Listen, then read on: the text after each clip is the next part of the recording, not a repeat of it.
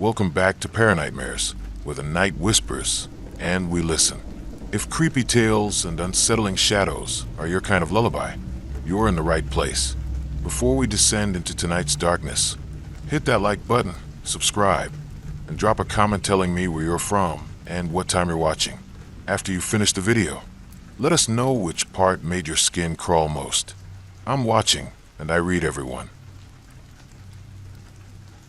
The listing for The Nest, a charming, secluded A-frame cabin nestled deep within the misty woods of the Pacific Northwest, had been irresistible. My girlfriend, Clara, and I were desperate for an escape from the city, and the photos of the cozy interior, complete with a wood-burning stove and a loft bedroom, promised a perfect romantic getaway. The reviews were glowing, full of praise for the host, a woman named Alara, and her beautiful, isolated property. Our arrival was picturesque. A winding gravel road, flanked by towering pines, led us to the cabin. It was even more beautiful in person, with a large deck overlooking a babbling creek. Alara had left the key in a lockbox, and a handwritten note on the kitchen counter welcomed us with a bottle of local wine. Everything was perfect. The first day was a dream. We hiked through the vibrant green forest, cooked a delicious meal, and curled up by the fire as a gentle rain began to fall. As darkness enveloped the cabin, the only sounds were the crackling of the fire and the pitter-patter of rain on the roof. It was idyllic, but as the night wore on, a subtle sense of unease began to creep in. It started with the feeling of being watched. I'd catch a flicker of movement in my peripheral vision, a fleeting shadow in the darkened corners of the A-frame's high ceilings. I dismissed it as a trick of the firelight, my city dwellers' paranoia acting up in the unfamiliar quiet of the woods. Clara didn't seem to notice anything, lost in her book. That night, I was jolted awake by a sound from the loft above our bed. It was a soft, rhythmic scratching, like a small animal in the walls. I told myself it was just a squirrel or a mouse seeking shelter from the rain. I tried to go back to sleep, but the scratching was persistent, and it seemed to be moving, tracing the line of the eaves just above our heads. The next day, the unease lingered. I found myself scanning the woods around the cabin, my eyes drawn to the dark, impenetrable spaces between the trees. I noticed something odd, a series of small, almost imperceptible, symbols carved into the wooden posts of the deck railing. They looked ancient, almost runic, and they sent a chill down my spine. That evening, as we sat on the deck, I saw it, a figure, standing at the edge of the woods, partially obscured by the trees. It was tall and gaunt, its limbs unnaturally long. It was just standing there, watching us. Before I could point it out to Clara, it was gone. "Did you see that?" I asked, my voice trembling slightly. "See what?" Clara asked, looking up from her phone. There was someone at the edge of the woods. She peered into the darkness. "I don't see anything. It was probably just a deer. You're just not used to being out in the wild." I tried to believe her, but the image of the gaunt figure was burned into my mind. Later that night, the scratching in the eaves returned, louder this time, more frantic. I grabbed a flashlight and climbed the ladder to the loft. The loft was empty, just a small, dusty space with a single, circular window. I shone the flashlight into the corners, into the dark recesses of the eaves. Nothing. Then I saw it. Tucked away in the darkest corner, almost hidden from view, was a small, wooden door, no bigger than a shoebox. It was a crawl space, an access panel to the space between the walls. A cold dread washed over me. I reached out and touched the door. It was cold, unnaturally so. I tried to open it, but it was locked from the inside. Suddenly, a loud thud echoed from the other side of the door, as if something had thrown itself against it. I scrambled back, my heart pounding in my chest. The scratching started again, this time from directly behind the small door. Frenzied and desperate, I rushed back down the ladder, my mind racing. The symbols on the deck, the figure in the woods, the scratching in the eaves. It was all connected. I frantically searched the internet for any information about the cabin, about Alara, anything that could explain what was happening. I found an old local news article about a woman who had gone missing in the woods near the cabin years ago. The article mentioned a local legend, A story about a creature that lived in the trees, a shadow in the eaves, that would lure people into the woods and trap their souls on the walls of the cabins it haunted. The article was dismissed as local folklore, but the description of the creature matched the figure I had seen in the woods. I looked at Clara, her face pale in the firelight. "We have to go," I said, my voice barely a whisper. Now, we threw our things into our bags, our hands shaking. The scratching in the eaves had stopped, replaced by a low, guttural growl that seemed to be coming from all around us. As we ran to the car, I glanced back at the cabin. In the loft window, I saw the face of the gaunt figure, its eyes glowing in the darkness. We drove for hours. The image of that face burned into our minds. We never looked back. We never spoke of what happened in that cabin in the woods.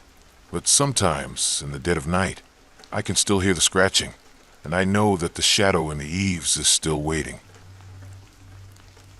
The listing on View Care Stays was a siren song we couldn't resist. For 4 recent art history graduates, myself, Liam, Maya, and Chloe, a celebratory trip to New Orleans was the only logical course of action. The apartment promised was a slice of history itself, a meticulously restored 19th century townhouse in the French Quarter, complete with a wrought iron balcony overlooking a courtyard teeming with ferns and jasmine. The price was suspiciously reasonable, but we were young and buoyed by the invincibility of graduation, so we booked it without a second thought. Our host, a man named Julian, met us at the heavy cypress door. He was the epitome of Southern charm. Linen suit, a slow, deliberate drawl, and eyes that held a hint of old-world melancholy. He guided us through the apartment, his voice a low hum as he pointed out the architectural details. The place was breathtaking, a museum curated for living. The air was thick with the scent of old wood, beeswax, and something else, the faint, floral perfume, like dried roses. The walls were covered in a deep crimson damask wallpaper and crowded with portraits in ornate, gilded frames. "My ancestors," Julian explained, gesturing to the somber faces staring down at us. "The house has been in the Delacroix family for generations. They watch over the place. I find their presence comforting." We nodded, impressed by the lineage. The portraits were unsettling, though. The subjects, men in stiff collars and women in lace, all had the same unnerving quality. Their eyes seemed to follow you, their painted smiles never quite reaching them. The first night was a whirlwind. We dove headfirst into the city's electric embrace, carried along by currents of jazz from open doorways and the sweet, powdered sugar scent of beignet. We returned in the hazy hours before dawn, drunk on life and cheap hurricanes, collapsing into our respective antique beds. As I lay on the edge of sleep, the sounds of Bourbon Street fading into a dull thrum, I heard it, a whisper, soft as silk, from the hallway.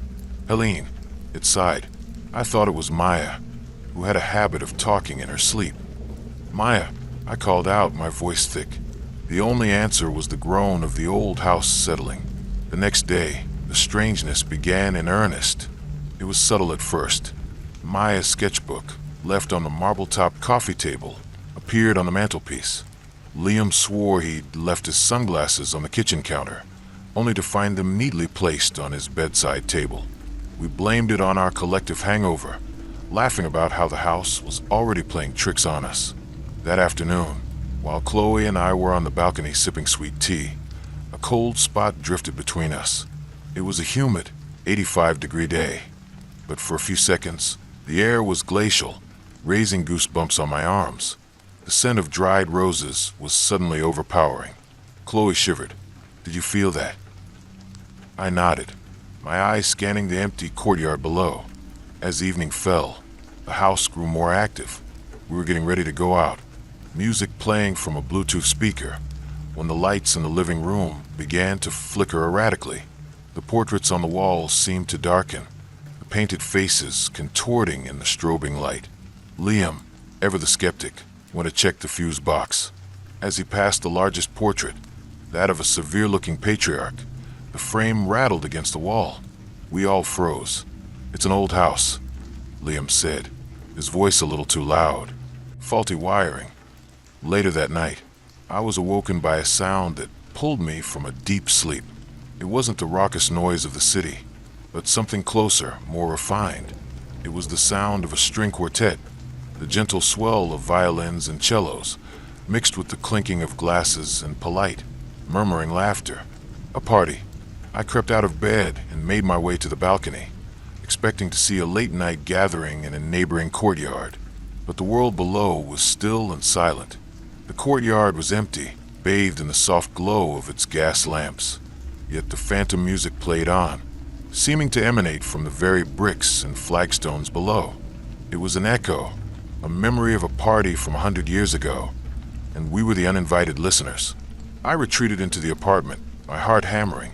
I saw a light on in the kitchen and found Maya staring at the wall, her face pale. "Did you see that?" she whispered, pointing a trembling finger. I saw nothing but the damask wallpaper. A woman, Maya stammered, in a white dress. She walked right through the wall. The pretense was over. We gathered in the living room, a huddle of terrified 20-somethings, and shared our experiences. Chloe had been hearing a baby crying from an empty room. Liam admitted that when he'd been alone, he'd felt a hand brush his neck. The comforting presence Julian had spoken of felt anything but. It felt possessive and increasingly angry. My art history instincts kicked in, a desperate attempt to intellectualize the terror. I started Googling Delacroix family, French quarter-haunted houses, and the address of our building. It didn't take long to find it. A series of sensational articles from a 19th century newspaper, the Daily Picayune. The story was horrific. In 1888, the entire Delacroix family, the patriarch, his wife, their 3 children, and a visiting cousin, had been found murdered in their beds. The case was a sensation, a brutal crime that shocked the city. The culprit was never found, but rumors swirled of a jealous business partner or a spurned lover. The house, the article said, was left to a distant, surviving relative. The house was cursed, forever holding the tormented spirits of the slain family. The portraits on the wall were not Julian's ancestors in a comforting sense. They were the victims. Julian wasn't a Delacroix by blood, but an inheritor of their tomb. The next morning, we confronted him. We found him tending the ferns in the courtyard, humming to himself. I held out my phone, displaying the grainy newspaper article. "Who are they, Julian?" Really, his charming smile vanished, replaced by an unnerving stillness. His eyes, once warm, turned as cold and hard as river stones. "I see you've been digging," he said, his drawl gone flat. "They're my family, and they're my guests. My only guests." "What does that mean?" Liam demanded, stepping forward. "This house requires a certain energy," Julian said, his gaze drifting up towards the balcony. "They get lonely. They were quiet for a long time. But you," he looked at us, a flicker of something monstrous in his expression. "You've woken them up with all your noise in your life. They don't like it. They don't like sharing." A door slammed shut upstairs with concussive force. "He calls them his other guests," I whispered to the others, the realization dawning. "He's not just a host. He's a keeper." Julian took a step towards us. "They have chosen you to stay. Permanently. It's been a long time since they've had new company." The phantom party music began to swell from the empty courtyard, a soundtrack to our horror. The whispers were no longer soft, but a cacophony of angry, sibilant demands, seeming to come from every shadow. We didn't wait for another word. We bolted, shoving past him and out the heavy cypress door into the humid street. We ran, not daring to look back, the sounds of ghostly wails and Julian's cold laughter chasing us down the block. We left our bags, our souvenirs, everything. We spent the rest of the trip crammed into a single room at a soulless chain hotel near the airport, the anonymity a blessed relief. We had checked into an apartment, but we had stumbled into a mausoleum, hosted by a man who curated a collection of souls. We had been auditioning to be his newest exhibits. To escape a crippling case of writer's block, I sought refuge in absolute solitude. The listing for the Sculptor's Perch, a cabin in the remote, aspen-choked mountains of Colorado, seemed tailor-made for my needs. The host, a man named Silas, was described as a reclusive artist who lived in a larger, separate house on the same vast, wooded property. The photos showed a Spartan but cozy cabin, walls lined with books, and a single, large window framing a view of a jagged peak. My novel, a psychological thriller about a profiler hunting a killer who makes art from his victims, needed a desperate infusion of atmosphere. This place seemed perfect. The drive itself was an exercise in isolation, a paved road giving way to gravel, then to a rutted dirt track that seemed to climb forever. Silas was waiting for me on the porch of the main house. He was a tall, sinewy man who looked as though he'd been carved from the mountain itself. His face was a roadmap of wrinkles, his eyes a pale, piercing blue. He spoke in clipped, terse sentences, handing me the key and pointing towards the smaller cabin set deeper in the trees. "Workshop is off limits," he grunted, jerking a thumb towards a large, barn-like structure with blacked-out windows. "My process requires privacy." I assured him I wouldn't disturb him. The cabin was just as advertised, but the pictures had conveniently omitted Silas's artwork. It was everywhere.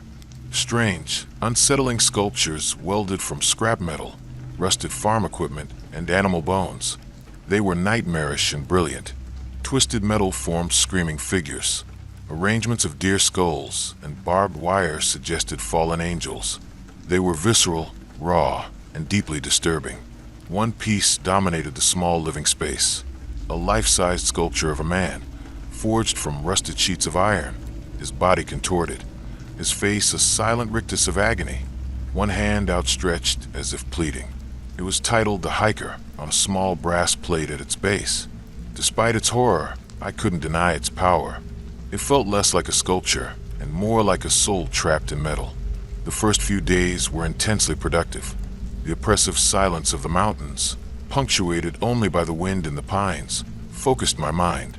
I wrote with a feverish intensity, my own fictional killer's motivations and methods taking on a new, grim reality inspired by the sculptures around me.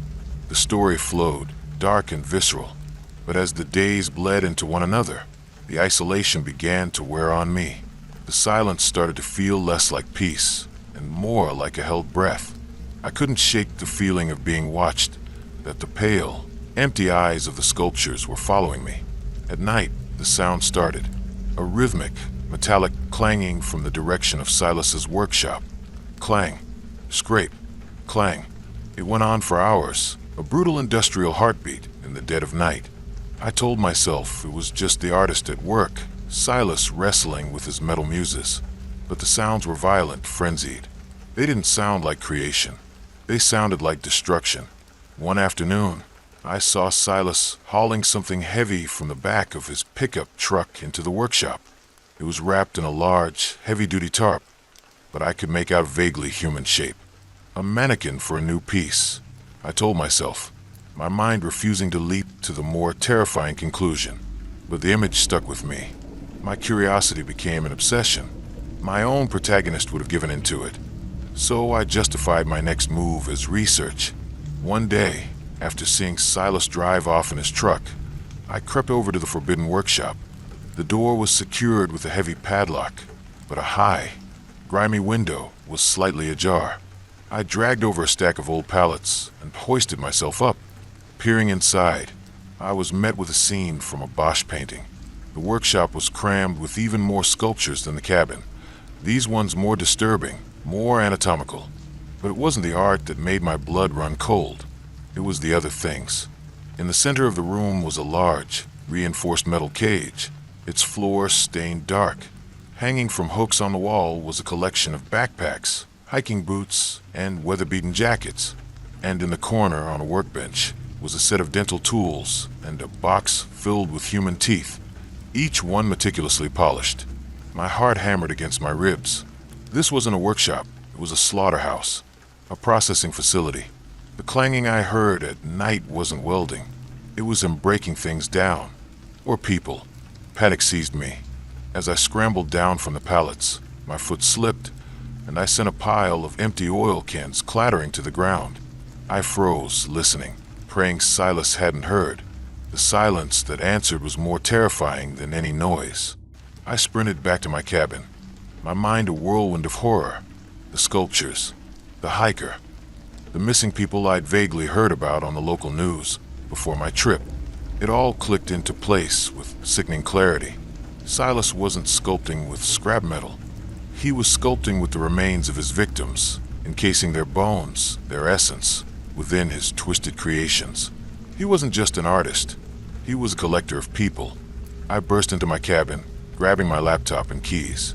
I had to get out. I had to get to a place with cell service and call the police. I threw my bag into the passenger seat of my car, my hand shaking so violently I could barely fit the key in the ignition. As the engine sputtered to life, I looked in my rearview mirror. There he was, Silas, standing at the edge of the woods between me and the main house, perfectly still. He wasn't holding a wrench or a weapon. He was just watching me, his pale blue eyes filled with a terrifying, knowing calm. He knew I'd seen. He knew I knew. He slowly raised one hand and gave me a small, almost imperceptible wave, as if to say, "Go on. The game is afoot." I didn't need a second invitation. I slammed the car into drive and peeled out, spitting gravel, fishtailing down the treacherous dirt road.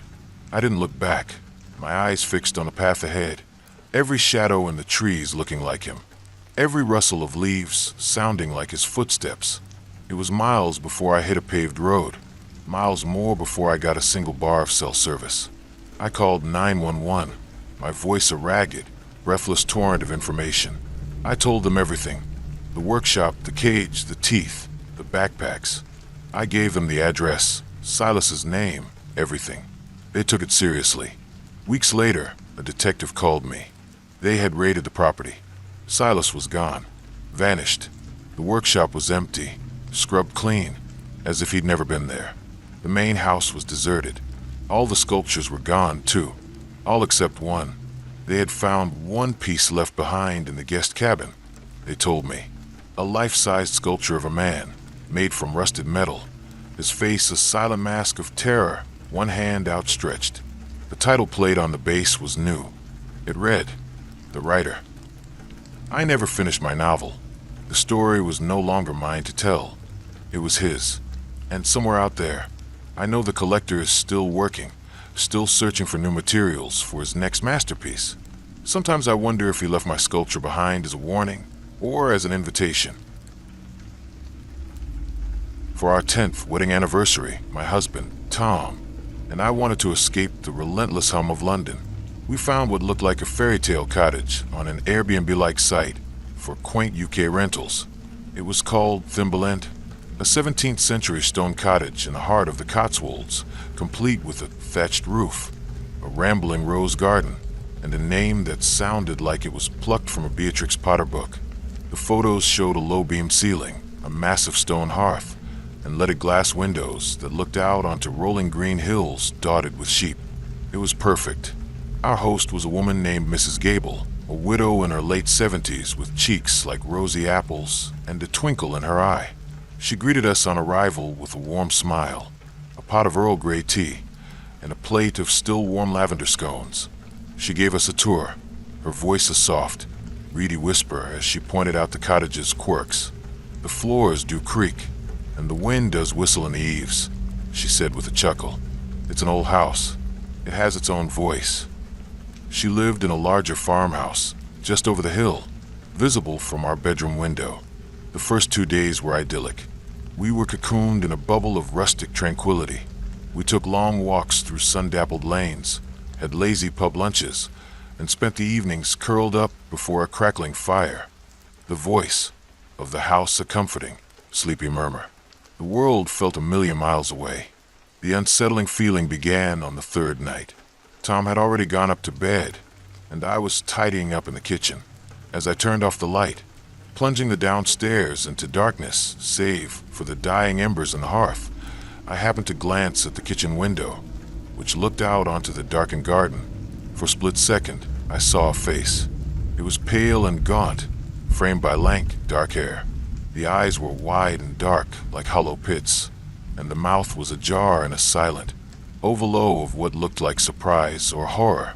It was gone in an instant, so fast I thought I'd imagined it. A trick of the light on the ancient, warped glass. Just tired, I murmured to myself, my heart thumping a little too fast. I hurried upstairs, chalking it up to the wine we'd had with dinner and the unfamiliarity of the deep, rural darkness. The next day, a strange chill clung to me that the warm sunshine couldn't burn away. I felt watched. It was a constant, prickling sensation on the back of my neck, the kind of feeling that makes you turn around suddenly, expecting to find someone standing right behind you. I tried to dismiss it as I weeded a small patch in Mrs. Gable's garden. She told us to make ourselves at home. But every rustle of the rose bushes, every shadow cast by a passing cloud, sent a jolt of anxiety through me. Tom, ever the pragmatist, was oblivious, happily engrossed in a book about local history he'd found on a shelf. That evening, I found myself compulsively checking the locks on the doors and windows. Tom gave me a quizzical look. "Everything all right, love? You're a bit jumpy." I couldn't bring myself to tell him what I thought I'd seen. He would say I was letting the spooky old cottage get to me. I didn't want to ruin our perfect anniversary. Sleep did not come easily that night. I lay in bed, listening to the house's voice, the creaks and groans that had seemed so charming just days before now sounded like footsteps and whispers.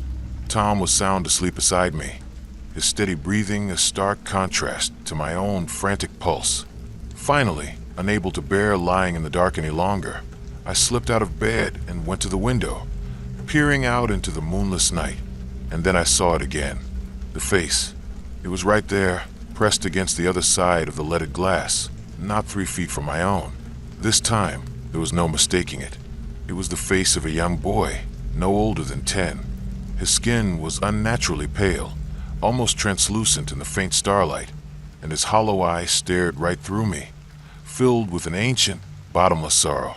His breath fogged a small patch on the window pane. He didn't move, didn't blink. He just stared, his mouth open in that same silent, unending scream. I was frozen, a cry locked in my throat. We stood there, separated by a thin pane of glass, a living woman and a ghostly child, for what felt like an eternity. The world narrowed to just his face, his terrible sadness. Then, as if he were made of smoke, he simply dissolved back into the darkness. I stumbled back from the window, gasping for air, my body trembling uncontrollably. I shook Tom awake, babbling incoherently about a boy, a face, the window. He sat up, alarmed by my state, and went to the window himself. "There's nothing there, Sarah. It was a nightmare, a really vivid one." "No," I sobbed, pointing with a shaking hand. "Look, on the outside of the window, in the spot where the boy's mouth had been, was a small, round patch of condensation. And just below it, pressed into the grime on the old glass, was a handprint. It was small and slender, undeniably the print of a child." Tom saw it. The color drained from his face. All his rational explanations evaporated, leaving only the cold, hard proof. We didn't sleep for the rest of the night, sitting huddled together under the duvet, watching the window until the first gray light of dawn broke over the hills. We packed in a frantic, silent haste. We didn't care about the rest of our rental fee. We just had to leave. As we threw our bags in the car, I looked over the hill towards Mrs. Gable's farmhouse. She was standing on her porch, dressed in her nightgown, watching us. She raised a hand a slow, sad wave, and standing next to her, half hidden in the shadow of the doorway, was a small, pale boy in old-fashioned clothes. He wasn't looking at us. He was looking at the cottage, his cottage, with those same hollow, sorrowful eyes. Mrs. Gable wasn't just a sweet old host. She was a caretaker. The boy wasn't a stranger. He was her permanent guest, and we had been sleeping in his room. We drove away, leaving Thimbleend Cottage to its secrets and its silent, watching child, the image of his face forever etched behind my eyes. Paris in the springtime was meant to be the start of my new life. Armed with a modest inheritance and a heart full of romantic notions, I quit my soul-crushing job in finance to pursue my dream of being a painter. The apartment I found on a high-end rental site was the centerpiece of this fantasy. It was a chic, minimalist flat carved out of a Grand House Monera building in Le Marais, with herringbone floors, floor-to-ceiling windows, and a sliver of a balcony that offered a postcard view of the Eiffel Tower. The host, Jean-Paul, was as intoxicating as the city itself. A cardiologist in his late 40s, he was devastatingly handsome, with salt and pepper hair, a disarmingly warm smile, and a passion for art that rivaled my own. He was a widower, he told me, and he traveled often for medical conferences, which was why he rented out his flat. He swept me off my feet with whirlwind tours of hidden museums and candlelit dinners, where he'd quote Baudelaire and listen to my artistic ambitions with rapt attention. I wasn't just renting an apartment, I was falling in love. The flat was immaculate, a testament to Jean-Paul's sophisticated taste. It was all clean lines and modern furniture, except for one jarring element, a heavy oak door at the far end of the long, white hallway. It was fitted with a formidable, old-fashioned lock. When I'd asked about it, Jean-Paul's easy charm had tightened ever so slightly. "Ah, that is my private study," he'd said, his smile not quite reaching his eyes. "My work, my research, it requires a certain level of concentration and privacy. I must ask you not to disturb it." It was the only rule. Of course, I agreed immediately, eager to please him and respecting a brilliant man's need for a sanctuary. For the first few weeks, I was living my dream. I spent my days painting in the beautiful, light-filled living room, the sounds of Paris drifting up from the streets below. My nights were often spent with Jean-Paul, lost in a haze of romance. But when he was away at his conferences, a strange atmosphere would settle over the apartment, a profound silence that felt heavy, watchful. That's when I first heard the noise from the locked room. It began as a faint, rhythmic thump, thump, thump, so soft I initially dismissed it as the building's plumbing or the bass from a neighbor's stereo. But it was unnervingly regular, like a slow, steady heartbeat. When I mentioned it to Jean-Paul over the phone, he laughed it off. "Ma chérie, you are hearing the heartbeat of Paris. It is an old building with many secrets in its walls." He was so reassuring, so logical, that I felt foolish and let it go. But the sound persisted, and on the nights I was alone, it seemed to grow louder, more insistent. Thump, thump, thump. It was a living sound in a dead-quiet apartment. It vibrated through the floorboards. I would lie awake for hours, my ear pressed to the wall, trying to decipher it. It was accompanied by other, fainter sounds, too. A soft, metallic whirring and an occasional, high-pitched click. My curiosity began to curdle into a gnawing dread. My romantic fantasy started to fray at the edges. Who was this man, really? He was a cardiologist, a man of the heart. The thumping sound, was it possible? No, my mind recoiled from the thought. It was too grotesque, too insane. One night, while Jean-Paul was supposedly at a conference in Geneva, the thumping stopped. The sudden silence was more alarming than the noise itself. It was followed by a new sound, a faint, desperate scratching at the bottom of the locked door. That was the breaking point. My romantic haze evaporated, replaced by cold terror. I had to know what was in that room. I ransacked his desk, my hand shaking, and found a small, antique key tucked away in a locked drawer. It had to be the one. My own heart hammering in my chest, I walked down the long, white hallway, the key cold in my sweaty palm. I slid it into the lock. It turned with a heavy, grating click. The door swung inward on silent hinges, revealing not a study, but a scene of clinical horror. A blast of frigid, antiseptic air hit me. The room was not a study, but a sterile, windowless laboratory, tiled in white from floor to ceiling. A single, powerful operating lamp hung over a surgical table in the center of the room. The walls were lined with glass-fronted cabinets filled with gleaming surgical instruments, beakers, and jars. Jars containing, my mind reeled, human organs preserved in yellowish fluid. My gaze was drawn to the operating table. A young woman lay there, deathly pale, a white sheet draped over her lower body. Her chest was a latticework of sutures and metal clamps, held open in a gruesome display. Wires and tubes snaked from her body to a series of humming, blinking machines. And in the cavity of her chest, where her heart should have been, was a grotesque, beautiful thing. A contraption of polished brass gears, spinning wheels, and glowing vacuum tubes, all clicking and whirring in perfect, terrible rhythm. It was a clockwork heart. It was the source of the thumping. As I stared, horrified, the woman's eyelids fluttered. A soft, weak moan escaped her lips. She was alive, a prisoner in her own body, kept alive by this monstrous machine. I stumbled backward, a scream catching in my throat, and knocked over a metal tray of instruments. They crashed to the floor with a deafening clatter. Suddenly, the apartment's front door burst open. It was Jean-Paul. He wasn't in Geneva. He stood there in his elegant suit, his face a mask of cold fury. "I told you not to disturb my work," he said, his voice deadly calm. "You're a monster," I whispered, backing away. "I am a pioneer," he hissed, advancing into the room. "I am conquering death itself." She was dying a weak heart. I gave her a new one, a better one that will never fail. He gestured to the woman on the table. "I am on the verge of perfecting it. I cannot let you expose me." He lunged for me. Adrenaline surged through me, and I grabbed the heaviest thing I could find on the fallen tray, a bone saw. I swung it wildly, connecting with his arm. He roared in pain and rage. We struggled, a macabre dance between the shelves of pickled organs and the humming machinery. I fought with the desperation of a cornered animal, kicking and screaming, finally shoving him with all my might.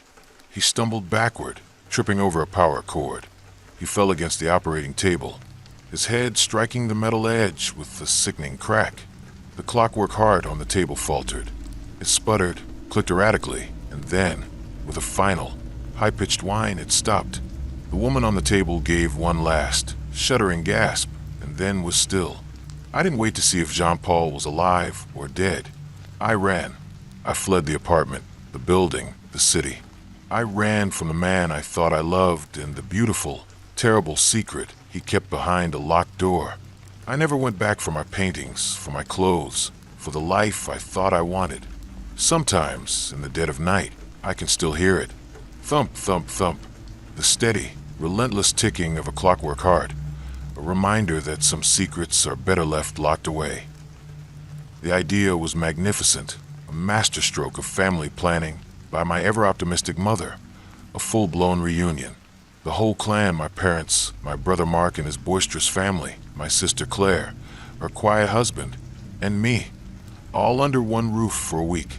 The chosen roof belonged to Seaview Manor, a sprawling, slightly dilapidated Victorian mansion perched on a windswept cliff in coastal Maine.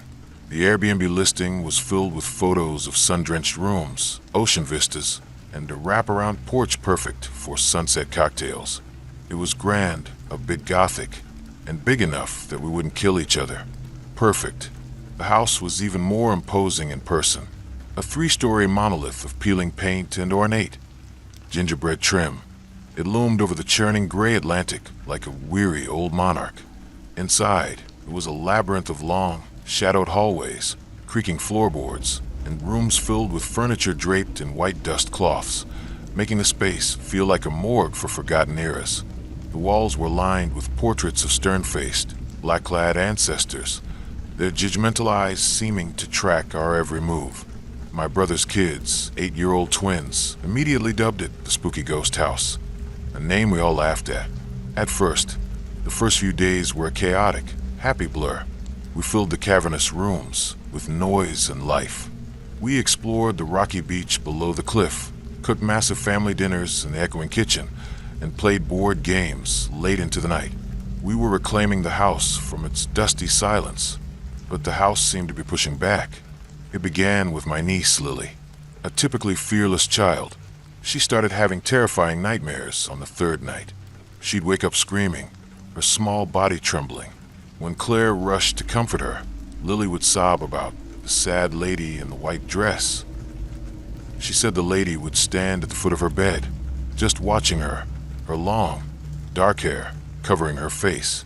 We tried to reassure her, telling her it was just a bad dream, a product of the spooky new environment. But then the adults started noticing things. My brother, a hardened cynic, swore he heard footsteps pacing back and forth in the empty attic directly above his room.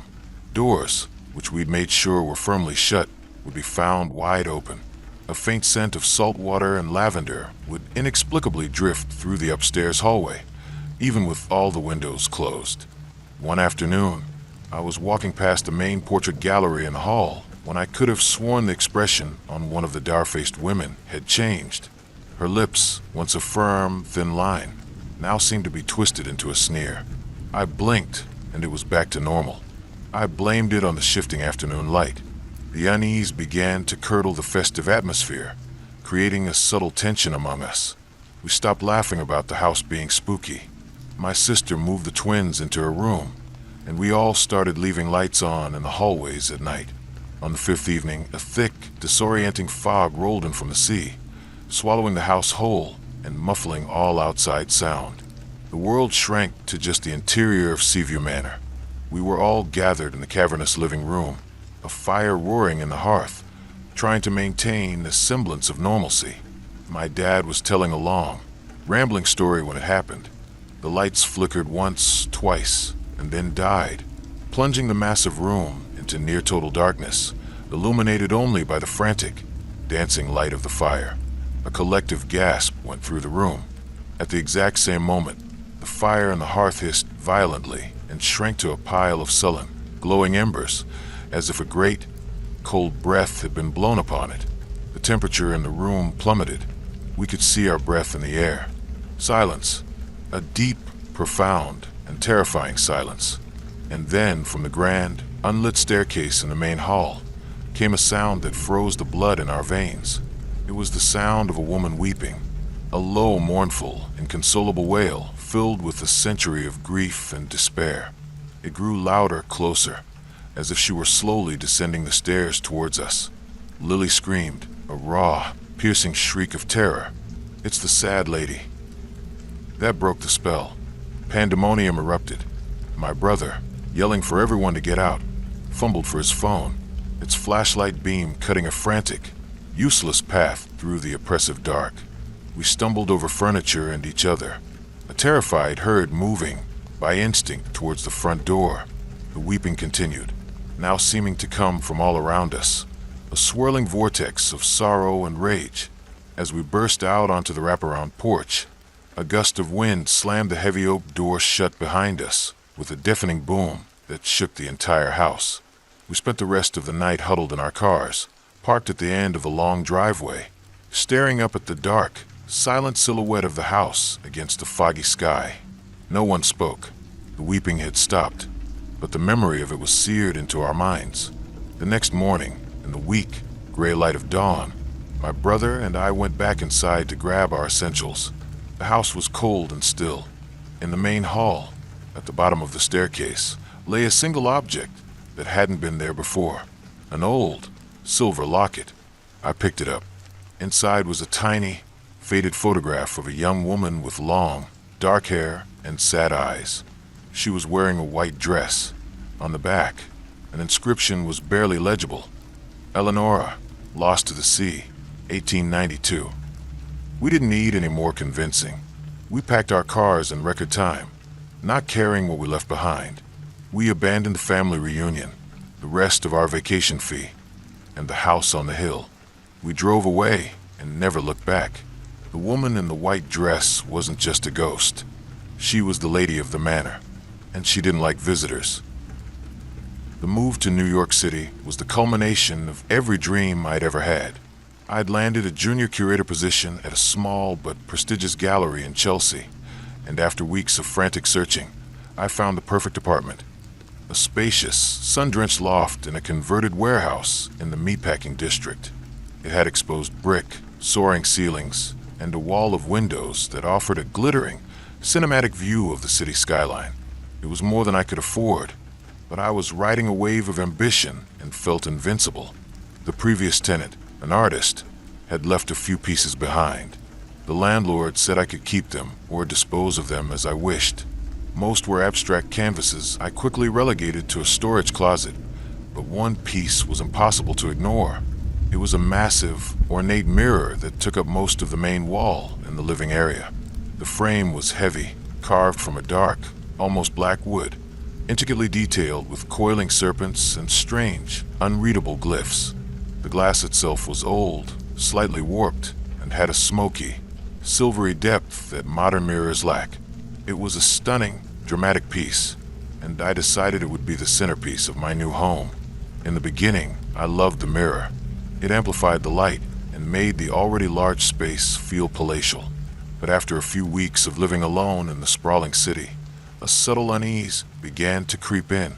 I'd catch movements in the reflection from the corner of my eye, a flicker of shadow, a distortion of the light. That would be gone when I turned to look directly. I attributed it to the old glass, my own exhaustion, and the constant sensory overload of living in New York. The feeling of being watched, however, became persistent. It was most acute when I was near the mirror. I'd be reading on the sofa and feel a prickling on my skin, a palpable sense of a gaze upon me. I'd look up at my reflection, and for a split second, my own image would seem wrong, my posture subtly different, my expression alien. Then I started to see him. It began as a fleeting shadow in the background of the reflection, a tall, dark shape standing in the reflected doorway behind me. I'd spin around, my heart pounding, but the actual doorway would be empty. I'd look back at the mirror, and the shadow would be gone. This happened several times, each instance leaving me more shaken than the last. I started avoiding looking at the mirror directly, my gaze skittering away from its smoky surface. One night, after a long, stressful day at the gallery, I came home, poured a glass of wine, and put on some music, determined to relax. I was standing in the kitchen area, which faced the living room, and I glanced up at the mirror. He was there, not a shadow this time, but a distinct figure, standing behind my reflection. He was tall and gaunt, dressed in a severe, old-fashioned black suit. His face was pale and indistinct, but I could feel the intensity of his stare. I dropped my wine glass. It shattered on the floor, the red wine spreading like a pool of blood. I stared, paralyzed, at the reflection. The man in the mirror slowly, deliberately, raised a hand and placed it on my reflection's shoulder. I felt a phantom touch, an icy cold spot on my own shoulder, and I screamed. I spun around, my back to the mirror, my eyes scanning every corner of the empty loft. There was no one there. Trembling, I forced myself to look back at the mirror. The man was gone. There was only me, my face pale with terror, and the shattered glass on the floor. From that night on, the haunting escalated. He was no longer a passive observer. He began to communicate. Whispers would seem to emanate from the mirror's surface, so faint I couldn't be sure I wasn't imagining them. My name, spoken in a dry, rustling voice. He started to appear more frequently, his features becoming clearer each time. He had hollow, dark eyes and a thin, cruel mouth. He looked like a man who had never known joy. I tried to get rid of the mirror. I called 2 friends to help me move it, but we couldn't budge it. It was as if it were fused to the wall, an integral part of the building itself. I tried covering it with a sheet, but the fabric would be on the floor every morning when I woke up. Once, I came home to find the sheet torn to shreds, as if by claws. My life began to unravel. I was a wreck at work, unable to focus, my hands constantly shaking. I stopped having friends over, terrified of what they might see, or what the man might do. The loft, once my dream home, had become my prison. The man in the mirror was my warden. He started to talk to me more clearly, his whispers coalescing into sentences. He told me his name was Silas, the same as the artist who had left the mirror. He told me he'd been trapped inside for over a century, a punishment for a terrible crime. He told me he was lonely. He told me he needed a body. He told me he wanted mine. The final straw came one evening when I was standing before the mirror, exhausted and defeated, tears streaming down my face. "What do you want from me?" I sobbed at my reflection. His image solidified next to mine, clearer than ever before. He leaned in close to my reflection's ear, and his voice was no longer a whisper, but a clear, chilling statement in my mind. "I want out," he said. And then my own reflection smiled at me, a cold, cruel smile that was not my own, and raised a hand to its throat. I felt an invisible pressure on my own neck, choking me. In a blind panic, I grabbed the heaviest object I could find, a bronze sculpture from my desk, and I hurled it at the mirror. The sound was explosive, a deafening crash of shattering glass. The mirror imploded, spraying a million glittering shards across the floor. The presence, the coldness, the feeling of being watched, it all vanished in an instant. The air in the loft felt light again. I was free. Sobbing with relief, I sank to my knees. After a long while, I cautiously began to sweep up the mess. As I gathered the largest pieces of the broken mirror, I saw my reflection in a jagged shard.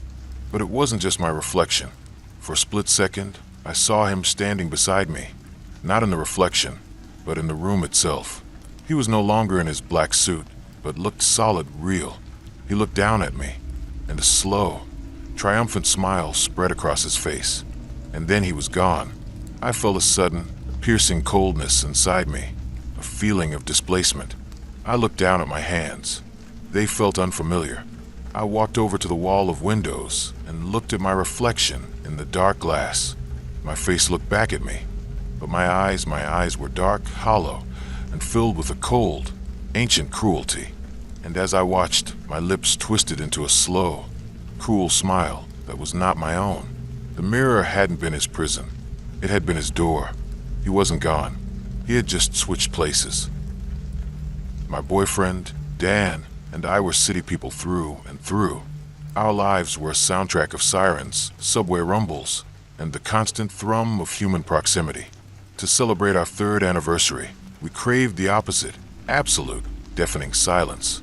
We found a listing for a charming, rustic farmhouse on a rental site located in the vast, flat plains of rural Nebraska.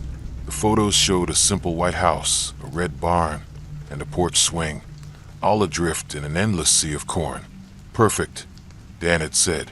We'll be so bored, we'll have to talk to each other. The drive was a slow descent into monotony.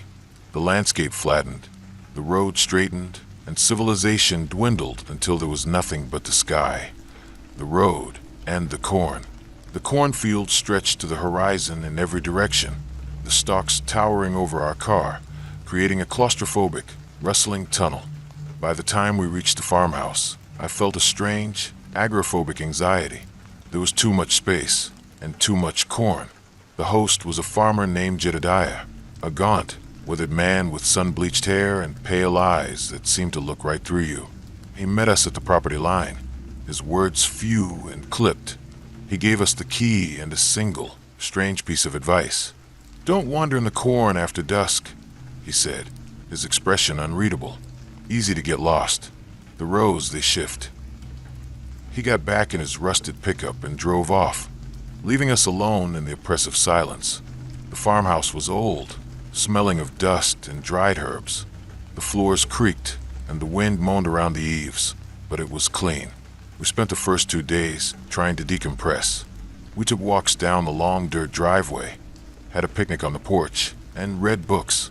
But the silence wasn't peaceful. It was heavy, expectant, and the corn was always there, a constant, whispering presence at the edge of our vision. The rows seemed to watch us, a silent, green army standing at attention. On the 3rd night, we were jolted awake by a sound that didn't belong. It was the sound of children's laughter, not the joyous, carefree laughter of a playground, but a high-pitched, gleeful sound that was somehow thin and cold. It seemed to be coming from everywhere and nowhere at once. Dan and I crept to the window and peered out into the moonlit yard.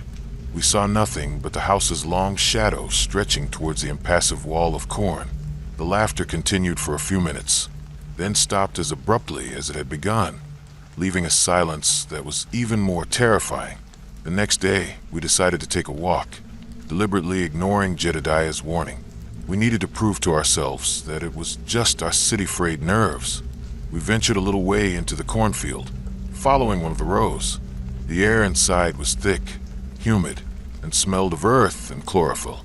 The rustling of the leaves was deafening, disorienting. After a few hundred feet, Dan pointed to one of the stalks. Carved into it was a strange symbol, a spiral with a single dot in the center. As we walked further, we found more of them, etched into the stalks at irregular intervals, like some kind of trail marker. Then we saw them, small, fleeting shadows darting between the rows just ahead of us. They were too quick to get a clear look, but they were child-sized. We called out, "Hello? Is anyone there?" Our only answer was a rustle of leaves and a stifled giggle that was quickly shushed. A deep, primal fear took root in my stomach. This wasn't a game. We turned and walked quickly back to the farmhouse, the feeling of being watched by 100 unseen eyes pressing in on us. That night, we locked the doors and deadbolted the windows. We sat in the dark living room, not speaking, just listening. The laughter started again around midnight, this time much closer, seeming to come from just outside the house. Then came the scratching, soft at first, then more insistent, like dozens of little fingernails scraping against the wooden walls and the window panes. Faint, whispering voices joined the chorus, a sibilant chant in a language we didn't understand, punctuated by our names. Anna, Dan, come out and play. Dan, his face a pale mask of terror, fumbled for his phone. I'm calling the police. He spoke to a dispatcher in a strained, hushed voice, explaining our situation. The response was dismissive. They'd had calls about local kids, pranking the renters at the old farmhouse before.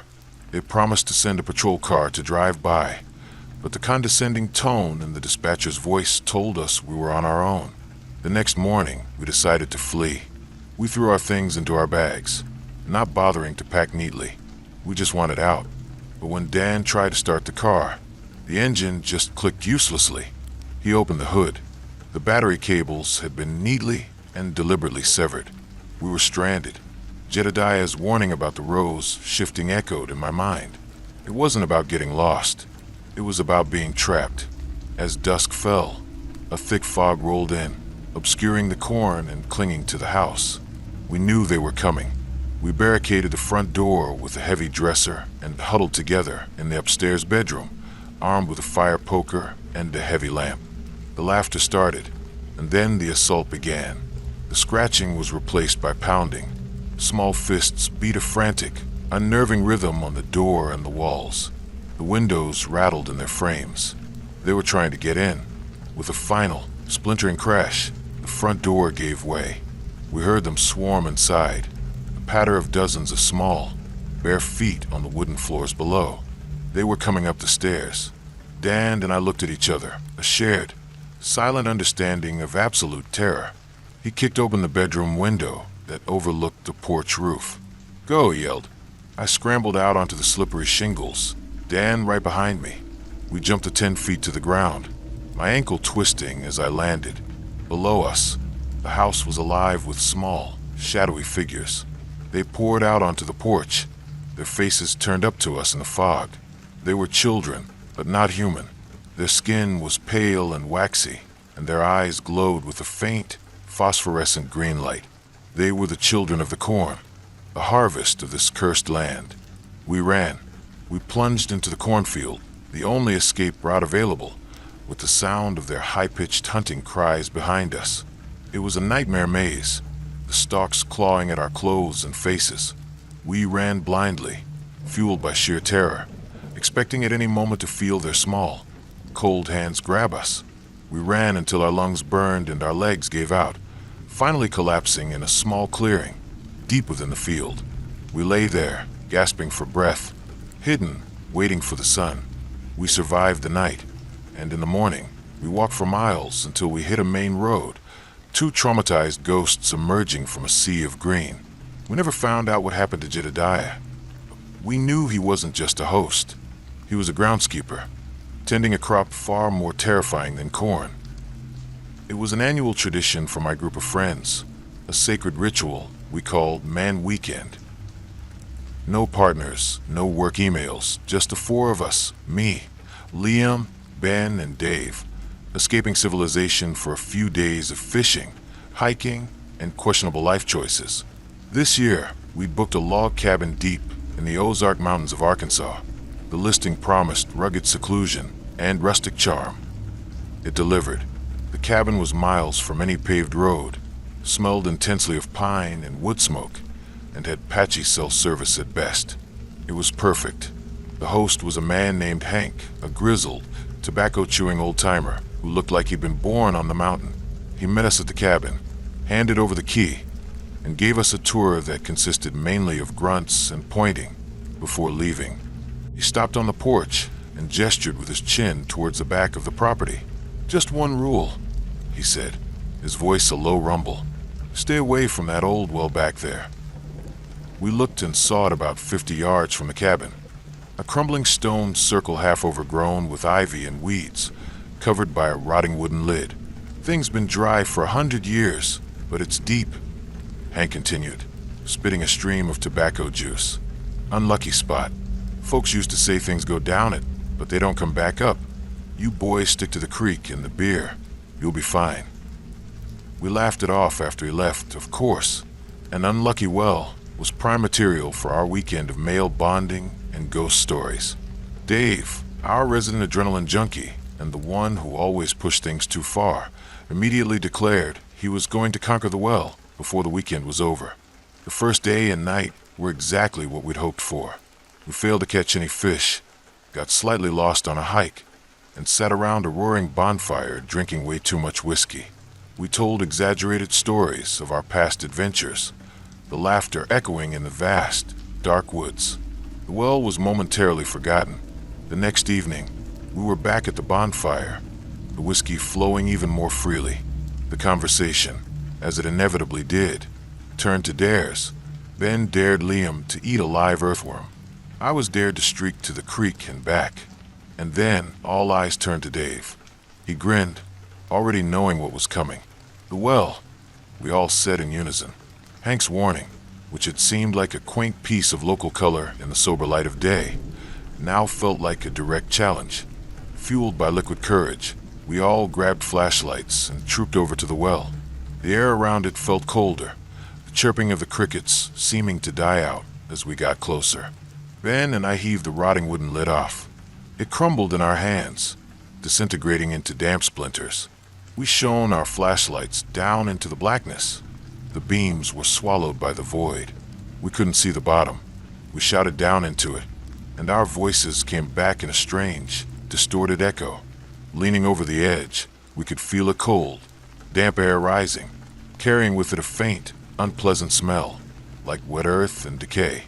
"I'm going down," Dave announced, a reckless glint in his eyes. We all tried to talk him out of it. "Dude, no." Hank said not to. Liam pleaded, for once the voice of reason.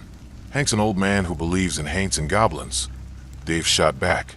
"There's probably a bunch of cool old bottles or something down there. It's history." He'd already found a long, thick rope in the cabin's utility shed. He tied it securely around his waist, handing the other end to us. "Don't drop me, losers." Reluctantly, we agreed. We positioned ourselves around the stone opening, planting our feet firmly. "Ready?" Dave asked, before swinging his legs over the edge and starting to rappel down into the darkness, his flashlight beam dancing against the mossy stone walls. "See anything?" I called down after he descended about 20 feet. "Just rocks and slime." His voice echoed back, already sounding distant. "Smells like crap down here." He kept going. We paid out more and more rope. He must have been 50, 60 feet down when his descent stopped. "Dave, you good?" Ben yelled, his voice tight with anxiety. For a moment, there was only silence. Then we heard a strange, gurgling, splashing sound from the depths. Hank had said the well was dry. "Dave," I shouted, panic rising in my throat. His response came back, a scream of pure, unadulterated terror that echoed up the well shaft and seemed to pierce the night. It wasn't a human sound. It was raw, primal fear. "It's not water. Pull me up. Pull me up now." We pulled. We dug our heels in and heaved on the rope with all our strength. It was incredibly heavy, as if Dave was suddenly waterlogged or snagged on something. We could hear him screaming, a stream of panicked, incoherent curses mixed with wet, choking sounds. "It's got my legs. Oh God, pull." We pulled harder, our muscles straining, the rope cutting into our hands. The rope was coming up, but it felt terrifyingly wrong. It was slick, coated in a thick, viscous, foul-smelling black slime that we hadn't noticed on the way down. Then, with a sudden, sickening lurch, the rope went slack. It was suddenly light. We stumbled backward, falling over each other in a heap. We stared at the end of the rope in our hands. It was frayed, as if it had been chewed through by 1,000 tiny, sharp teeth. Dave was gone. His screams had stopped. The only sound from the well was a soft, rhythmic, gurgling splash. We completely lost it. We ran back to the cabin, screaming his name, hoping against hope that it was some kind of horrific prank. But the cabin was empty. The woods were silent. We fumbled for our phones, found a single bar of service on the porch, and called 911. It took the sheriff and a volunteer rescue team hours to arrive. They set up lights, lowered cameras, and eventually, a rescuer. The well was deeper than anyone imagined, and it wasn't dry. The bottom was filled with a thick, black, sludge-like substance. They never found Dave. Not a trace of him. We left that mountain the next morning, for friends having become 3. We never spoke of it again, not really. The official report called it a tragic accident. But we knew what we heard. We knew what we felt on that rope. Hank was right. Things go down that well, but they don't come back up. And sometimes, late at night, when the house is quiet, I can still hear Dave's scream echoing from that deep, dark place, followed by the soft, gurgling sound of whatever lives in the dark, still waiting. For 5 years, hosting on Airbnb was my passion. It was more than just a side hustle.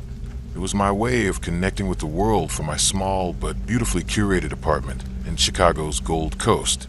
I took pride in my 5-star rating, my superhost status, and the glowing reviews that praised my hospitality and the charm of my home. I'd met artists, students, honeymooners, and business travelers from every corner of the globe. I had never, in hundreds of stays, had an experience that was anything less than pleasant until my last guest.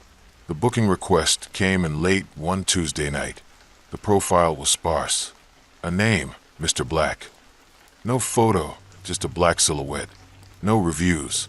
The message was brief and formal. Requesting to book your apartment for a 1-week stay. We'll arrive late. We'll be quiet. We'll require nothing. My gut instinct told me to decline.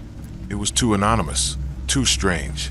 But my calendar was empty for the week, and my ingrained politeness and desire to maintain my acceptance rate won out. I clicked accept. It was a decision that would unravel my life. He arrived close to midnight, as promised. I waited up to greet him, a standard part of my welcoming routine. The buzz from the lobby was jarring in the quiet of the night. When I opened the door, the man standing there seemed to suck the warmth from the hallway.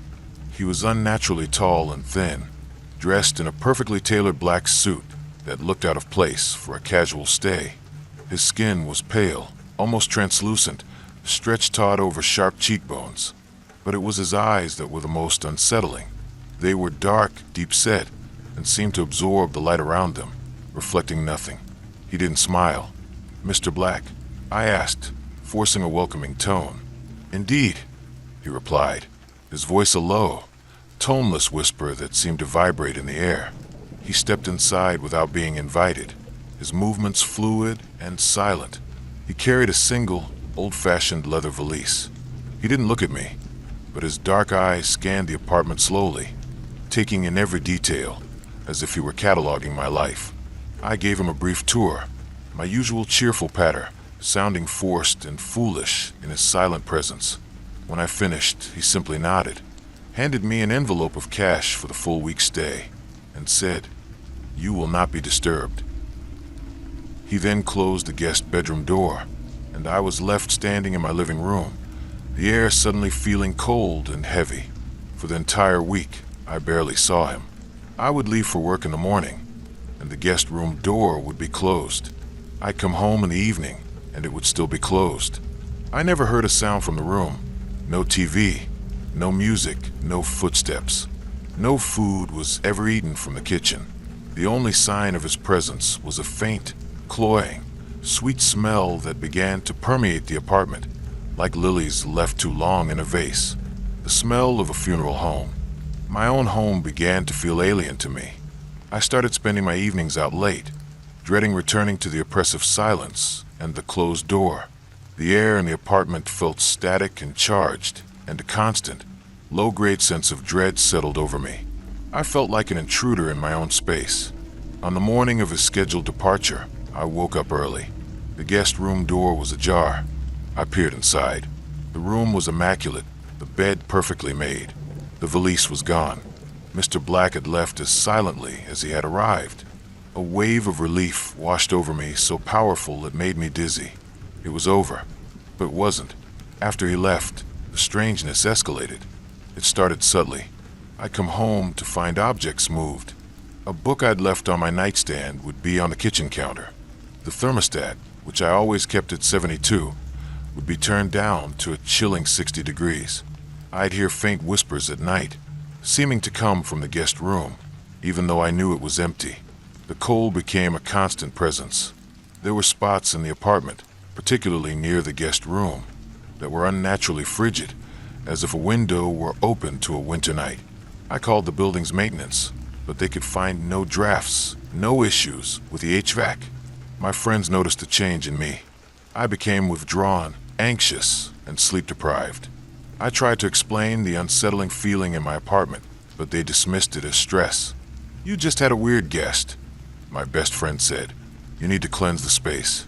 Burn some sage." I tried. I burned sage until the apartment was thick with smoke. I opened all the windows to let in the fresh air, but the cold, watchful feeling always returned. One night, I was startled awake by the sound of shattering glass. I ran into the living room. A framed photo of my family, which had sat on the mantelpiece for years, lay shattered on the hearth. The glass was broken, but the frame itself was untouched, as if it had been thrown with great force from the inside out. That's when I decided to check the security camera footage from my building's hallway. I needed proof. I needed to know if I was going crazy. I sat with the building manager, and we spooled through the footage from the morning Mr. Black was supposed to have left. We watched the tape. The timestamp showed 5 a.m. The door to my apartment opened. Mr. Black, a tall, dark figure in his black suit, stepped out into the hallway. He stood for a moment, then turned and looked directly at the security camera. In the grainy black and white footage, his eyes seemed to glow. He gave a slow, deliberate nod, and then he just faded. He didn't walk away. He dissolved into the shadows, his form becoming transparent and then vanishing completely. 1 second he was there, the next he was gone. The building manager and I just stared at the screen, speechless. "What the hell was that?" he finally whispered. I knew what it was. Mr. Black wasn't a man. He was a thing, an entity, and he hadn't just been a guest in my apartment. He had left a piece of himself behind. He had imprinted on the space, tainting it with his cold, malevolent presence. He wasn't haunting the apartment. He was the haunting. I broke my lease the next day, paying a massive penalty. I packed only what I could fit in my car and left everything else behind. My furniture, my books, my art. I couldn't bear to take any of it with me, terrified that the coldness was attached to them too. I never hosted another guest. I sold my apartment at a loss, without ever stepping foot in it again. I was the last host, and he was my last guest. I had opened my door to a stranger from the internet, and in doing so, I had invited in a darkness that I fear will follow me for the rest of my life.